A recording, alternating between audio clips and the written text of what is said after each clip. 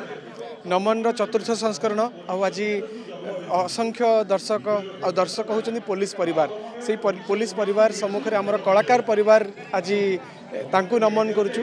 आमर कलाकार गोटे विराट बड़ आर्मी आज अच्छी आई आर्मी आज पुलिस प्लाटून को आज तांकर फैमिली को आज आम नमन करुचु।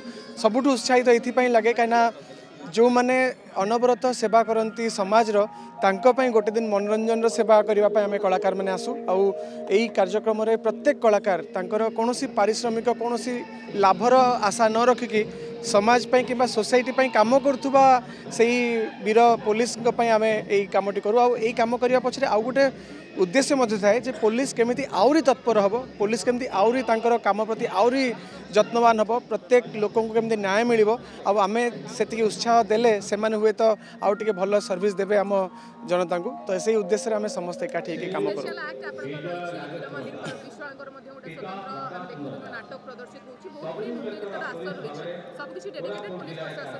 बाहानगा ट्रेन दुर्घटना को लेकिन गोटे सुंदर अच्छी गोटे परफॉर्मेंस आज मोर आ बहुत उत्साहित उत्साहित कहीं बहुत जल्दी तरंग टीवी रे आपण माने एई नमन 4th एडिशन रो एंटायर टेलीकास्ट देखि परिबे।